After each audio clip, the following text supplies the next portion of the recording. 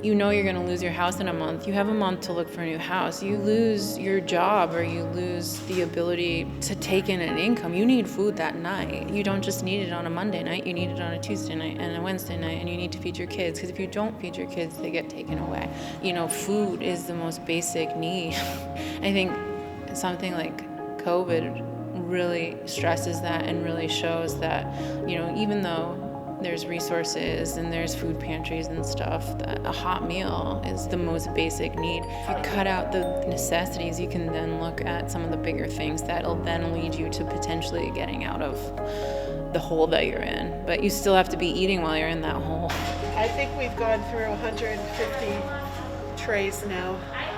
We have about 180 food portions of food to serve tonight, so hopefully we'll have enough. I'm Amy Conley. I am a coordinator of the Turners Falls Franklin County Community Meal Site. Prior to COVID, it was a very small little soup kitchen where I coordinate local serving groups to come and cook a meal for 40 to 50 people. During COVID, we have progressed to serving up to 200 hot meals a week. And we also do grocery bags every week, substantial grocery bags. My name is Emma Connolly, and I am the former program manager for Youth and Family Services at the United Arc. The Franklin County Community Meals Program has been around for a very long time. The 32 years I've been alive, it's been there. My mom's been doing it for 30 plus years. I'm in the field in the work that I do in human services, and I'm in the homes, and I'm with the families of people in the community, and I'm able to connect them to resources, and my mother happens to be the resource. I used to stock the pantry at the program with food. The pandemic hit, things were looking bad, and I was able to reach out to the community meals program and say, hey, I know you have this food that you distribute on a weekly basis. Any extra I'll take, and I will make sure, so that the program that I work in didn't have to come to the source. I was able to bring the source to them and at least have it on hand for if something happened. I don't know how it happened. I really don't. I know that we were there, we were trying, and then just everything seemed to come. The food came, people donated, people volunteered. I couldn't do it by myself. There's a lot of people out there who really feel the same way I do, and we gave people an opportunity to do more than just sit in our houses.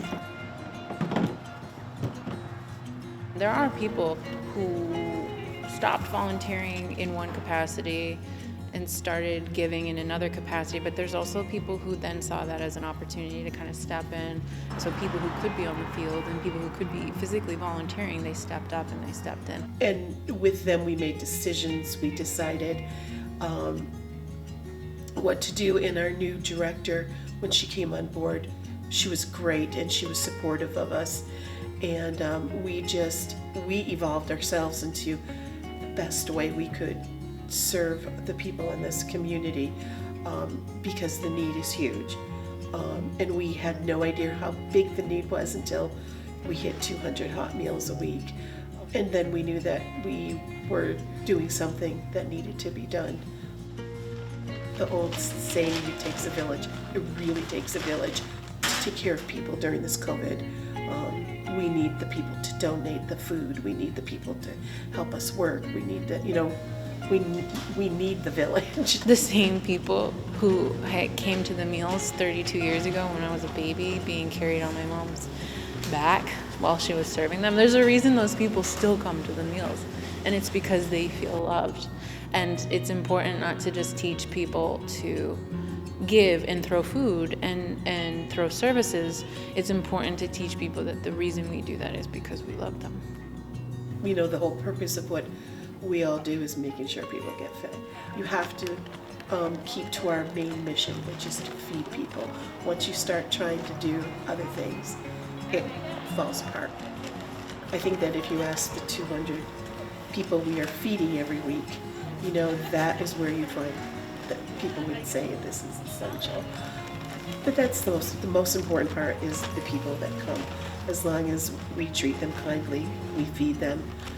I don't care what we're labeled as, I don't, doesn't matter. It doesn't matter to me. We're just doing what we're supposed to do. How my mom gives is what people remember about her. They don't remember what she gives on any given day. They don't remember what hot meal they got last Monday. They remember that somebody gave it to her. And they did it with a smile. And it was raining and windy and cold and the tent was blowing away. But somebody was there giving them food, and that's what they're going to remember. And I like to think that that's what the people I work with are going to remember. They're not going to remember what I did for them necessarily, but they're going to remember that somebody was there doing it for them. Somebody said they're worth it, and they took time out of their day to be there. My goal has been for 36 years to not have a job. My hope would be in 20 years that everybody has food and work and doesn't need us, so, and I would be 80 then, so I don't think I'll be doing that. I might.